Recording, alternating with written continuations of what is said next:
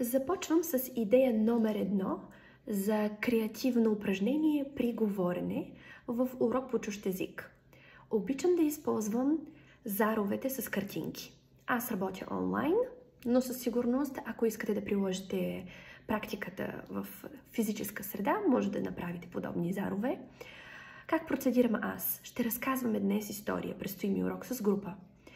Понеже моите ученици са напреднали, аз ще им кажа, че трябва да направят последователна история. Тоест, ученик 1 хвърля заровете, вижда 4 различни картинки. Условието ще бъде да говори в минало време или в бъдеще време. Тоест, вие задавате някаква условност. Той стартира историята. Вторият ученик, освен че ще хвърля своите зарове, ще приложи граматиката, която съм изискал. Той трябва да продължи логическата история, започната от ученик 1. И вижте, в такава ситуация, и продължаваме с ученик 3, 4 и така нататък, учениците нямат извинение. Аз нямам идеи, не знам как да продължа историята, нищо не ми хрумва, защото те визуално са подбудени да направят някакво изречение около някакъв контекст.